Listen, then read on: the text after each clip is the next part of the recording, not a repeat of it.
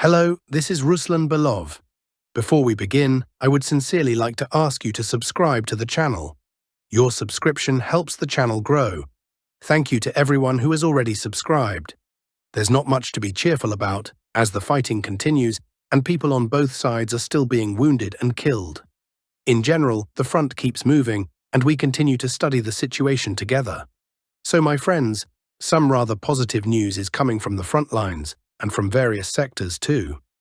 If yesterday we started our report with the situation near Pokrovsk, today we have some very good updates from the Konstantinovka direction. The Ukrainian defense there has begun to collapse noticeably, not just in one area, but in several at once, with serious breaches reported. But let's start today's report from the south and then gradually move north, finishing with the situation in Sumy region, which I know from your comments is of great concern to many of you. So, starting from the south, as usual, there's not much to say about the Kherson sector. There's no real movement there. The most that happens is the occasional battle over the islands.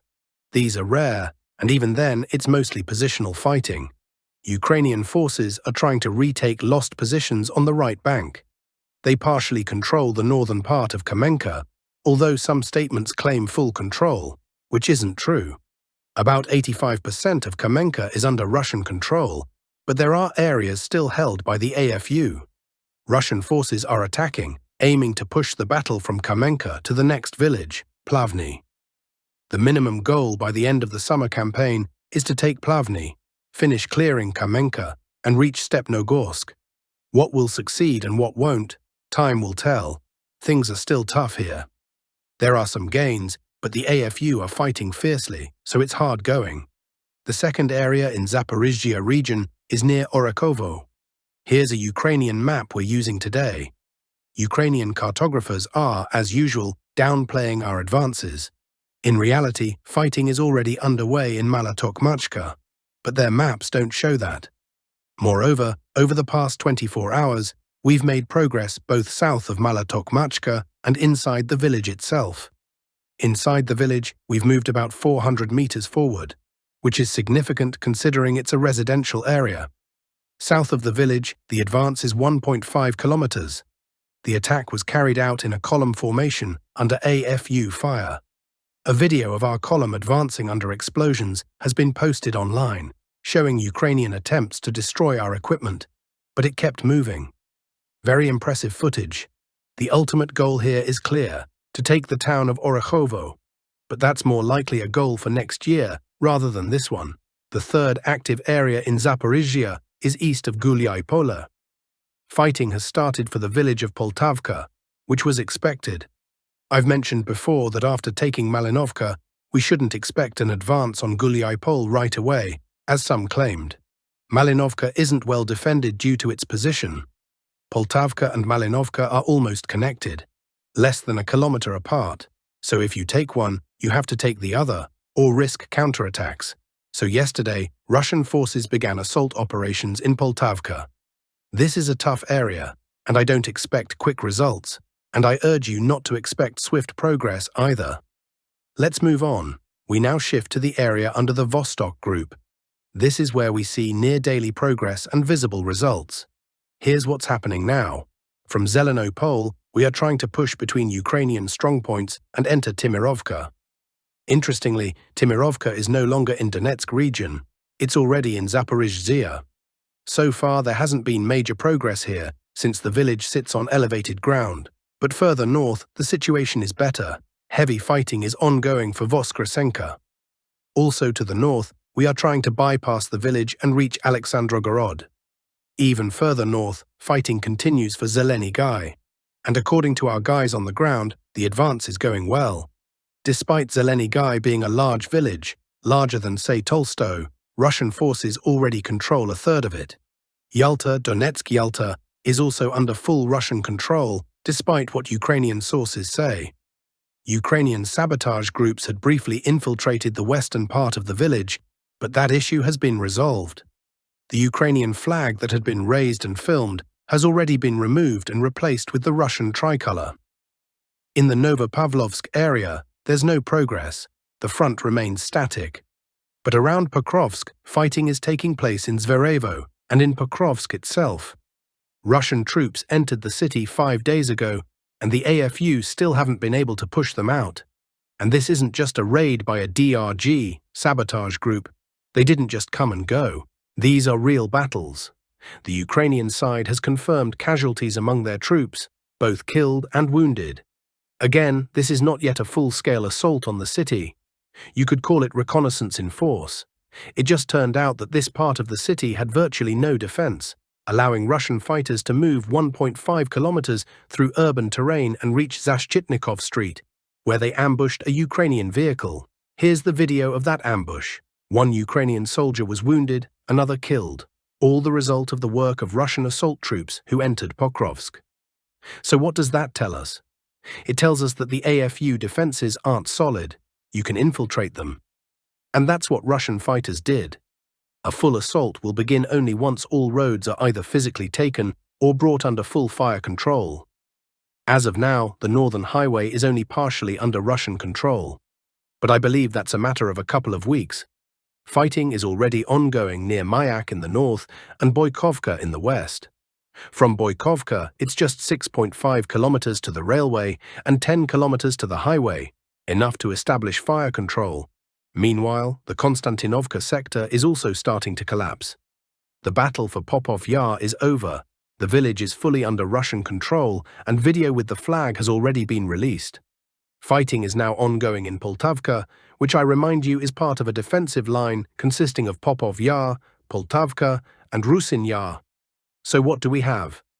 Popov Yar is lost. Poltavka is halfway lost. Battles are happening there, and part of it is under Russian control. That leaves only Rusin Yar. Once that falls, the entire defensive line will collapse all the way to Dolgaya Balka. And even that wouldn't be so bad for the AFU if this were their only problem. But they are also facing serious issues east of Belaya Gora, a small village. It would be more accurate to say it's an elongated village, and it has now come under full control of Russian forces. Moreover, Russian troops are already attempting to enter Oleksandr Shultine, and I've seen reports, including from Ukrainian sources, that they've managed to gain a foothold on the outskirts of the village. However, there is no visual confirmation yet, no objective footage, so we treat this information with caution. In any case, only one village now separates Russian forces from the eastern outskirts of Kostiantynivka. That's it. Is this a problem? For the AFU, undoubtedly. There's no news from Chasiv Yar, and the Siversk sector is also quiet for now. In Sumy region, the village of Vorochino has come fully under Russian control.